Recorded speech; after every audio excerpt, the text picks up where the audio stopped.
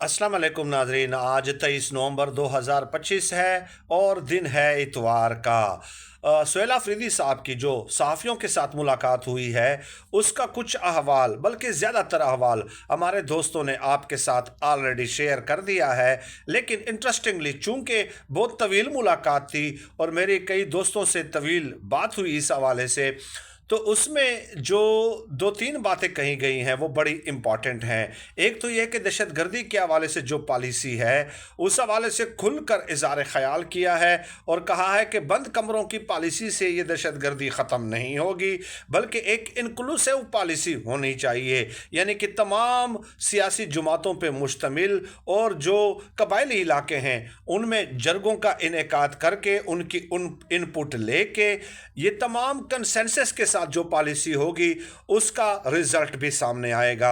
यानी ये वो डिस्टिंक्ट और ख़तरनाक रेड लाइन है जो कि सुहेल आफरीदी साहब बार बार क्रॉस कर रहे हैं। उन्होंने कहा कि ऐसा नहीं है कि हम जब दहशत गर्दी के हवाले से पॉलिसी की बात करते हैं तो ये तहरीक इंसाफ की पॉलिसी होगी, बल्कि और ऐसा भी नहीं है कि हमारे पास कोई प्लान ऑफ एक्शन नहीं है, बल्कि हमारे पास जो प्लान ऑफ एक्शन है वो ग्राउंड रियलिटीज़ पे मुश्तमिल है। कोई हवा में वो मुअल्लक नहीं है, कोई ऐसी गैर मंतकी चीज़ें हम बयान नहीं कर रहे हैं, बल्कि जो पॉलिसी हमारे पास है उस पे तहरीक इंसाफ भी मुत्तफिक है, उसके ऊपर JUIF भी मुत्तफिक है, ANP भी, नून लीग भी, पीपल्स पार्टी भी, तमाम ऑन बोर्ड हैं, ये इनपुट ऑलरेडी दे चुके हैं। तो ये पॉलिसी जो है, और कबायली इलाकों में मैंने जरगों का इनेकाद किया, उनकी इनपुट वगैरह भी ली, यानी कि इसका कबायली इलाकों में जब आप जरगे का इनेकाद करते हैं तो इसका मतलब यह कि कबायली आवाम भी जो है ऑन बोर्ड हैं। तो फिर उन्होंने कहा कि मैं वो बंदा हूं कि मेरे सामने 1 लाख 1.5 लाख के करीब कबायलियों के आप खड़ा कर दें तो मैं उनको पहचानता हूं, मैं आपको बता सकता हूं कि इनका वालिद ये है, उनका दादा ये है, ये इनका बैकग्राउंड है। मैं ग्राउंड लेवल से जो है इस मकाम तक पहुंचा हूं, कोई ऐसा नहीं है कि मैं कोई एलिट क्लास से ताल्लुक़ रखता हूं। तो फिर उन्होंने कहा कि इस तरह की जो पॉलिसी होगी और उस पर जब अमल दरामद होगा तो ये जो जिन है दहशत गर्दी का, ये जड़ से उकड़ जाएगा। लेकिन अगर बंद कमरों में आप बैठकर फैसला करेंगे और इंक्लूसिव पॉलिसी नहीं होगी, कंसेंसस उसमें डेवलप नहीं होगा, तो ऐसा फिर जो है वो ये चीज़ काबू करना बड़ा मुश्किल हो जाता है। तो सुहेल आफरीदी साहब हर गुजरते दिन के साथ ख़तरनाक हुदूद में दाखिल हो रहे हैं।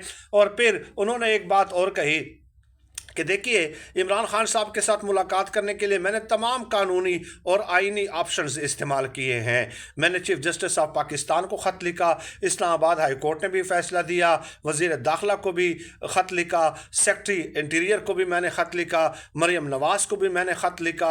मैंने जितने भी पॉसिबल कानूनी फोरम्स थे वो तमाम के तमाम यूज़ किए। इसके अलावा अब मैं सहाफ़ियों के साथ बैठ कर गुफ्तगू भी कर रहा हूँ ताकि किसी को कल ये गिला ना हो कि मैंने ये ऑप्शंस इस्तेमाल नहीं किए हैं। और फिर उन्होंने कहा कि अब फिर ये ऑप्शंस इस्तेमाल करने के बाद मेरे पास ऑप्शन ख़त्म हो चुके हैं और मैं वो बंदा हूं कि अब ऑप्शन ख़त्म होने के बाद मेरे पास दो रास्ते हैं। मैं या तो डिग्गी वाला बन जाऊं कि डिग्गी में छुप कर मुलाकातें करूं, लेकिन मैं वो मुलाकात कर नहीं सकता, मैं डिग्गी वाला बंदा नहीं हूं। दूसरा रास्ता मेरे पास है एहतजाज का। तो मुझे अगर एहतजाज के लिए लाया जाएगा तो फिर हम एहतजाज से इस बार भागेंगे नहीं, बल्कि सरों पर कफन बांधकर हम बाहर निकलेंगे। तो ये हालात जो हैं, ये जो गुफ्तगू है उनकी, वो ये बता रही है कि अब टाइम बहुत कम है और एहतजाज की तैयारियां तकरीबन हतमी मराहिल में है। नवंबर में तो नहीं, शायद दिसंबर का महीना फैसला कुन साबित होगा। तो अब हालात दिन ब दिन आपको जो है गंभीर होते हुए और टकराव की तरफ बढ़ते हुए नजर आएंगे। तो हमारी ख्वाहिश यही है कि इमरान खान साहब के साथ मुलाकात ही है ना, कुछ छोटी सी मामूली सी बात है, कोई इतनी बड़ी बात तो नहीं है ये।